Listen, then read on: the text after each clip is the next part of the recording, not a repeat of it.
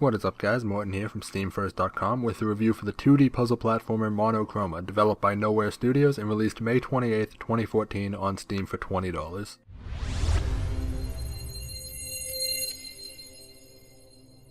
Monochroma is an atmospheric 2D puzzle platformer that's rather obviously heavily inspired by Limbo, with the main difference being Monochroma is more about puzzles while Limbo just kills you a whole bunch. The game certainly has a lot of positives, but there are also a couple of pretty big problems that can be very frustrating to deal with. The gameplay is pretty basic 2D platforming where you control the main character and carry around his useless brother. I guess I shouldn't say useless, he's good at being a weight for some of the physics puzzles, but he makes all the non-physics puzzles much more tiresome. Some of the puzzles are pretty challenging because your brother can't move on his own for some reason, so you need to carry him around, which will slow you down and prevent you from jumping as high as normal. You can put your brother down to jump a bit higher when you need to, but he's very picky about where he's willing to be set down. Specifically, you can only put him down in a place that has light shining on it, which means two things. First off, most of the puzzles involve putting your brother down, finding a way to open a door without him, and then going back for him. And secondly, that if you ever see a light somewhere, you know to go ahead and drop your brother off there because they serve no other purpose. The controls are okay and mostly work well, but the game seems sluggish overall. There are a lot of times when you have to make very precise jumps, but the jump command is slow, and so you need to press the spacebar about a quarter of a second before you think you have to, and if you're too early or too late, you'll fall to your death. On top of that, knowing how far you can fall before you die is basically impossible. Sometimes I fell what looked like 3 stories and walked away no problem, other times I fell off something barely off the ground and died. Luckily, the checkpoints are really good throughout the game, never forcing you to redo tedious puzzles or run long distances to get back to where you were.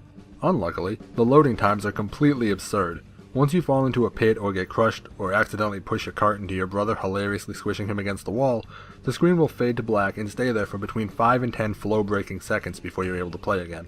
And while 5 seconds doesn't sound like a long time, if you're trying things for a new puzzle for the first time, it's possible to die multiple times in a short window, and when you're spending 45 seconds playing the game and a minute on a black loading screen, it gives you a lot of time to think about other things you could be doing. Overall, I really did enjoy the gameplay. The puzzles are interesting and unique, and while it can be annoying to have a slight delay on jumping, it's not that game-breaking and there were only a handful of times where it's a real problem. Gameplay gets a 3.5 out of 5, with the biggest complaint being the load times in between deaths. And the use of your brother in the puzzles is almost always obvious, because there's only 1 or 2 places you can drop him off in most situations. Now on to the 2 best parts of the game, the audio and the visuals. Normally I put these into 2 separate paragraphs, but I'm just going to talk about both at once because they kind of go hand in hand. As the name implies, Monochroma is almost entirely black and white with a few splashes of red thrown about, and it looks really good. It adds a lot to the atmosphere of a dark and bleak world, mainly because it's pretty dark. On top of that, the music and sound effects also add to the atmosphere, with the soundtrack being exceptionally well done.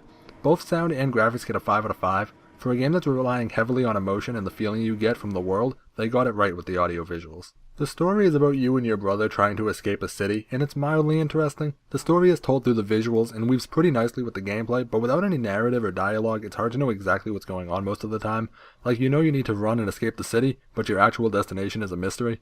On top of that, there are only a handful of events that actually move the plot anywhere, and you can play for a couple hours just doing puzzles and moving to the right without seeing anything related to the story. Still though, the story gets a 3.5 out of 5. It's alright and fits well with the atmosphere, although I think it would be a bit better if they had had some dialogue or something to make the characters likable. For example, the brother you carry around that's essentially just a weight to get through some of the puzzles and has no redeeming qualities. As for replayability, there's really not a whole lot of reasons to play it again. There are some secrets hidden throughout the game to try and find, and they do seem decently well hidden, but there's only a few of them and I think it'd be really hard to justify replaying the whole game just for that.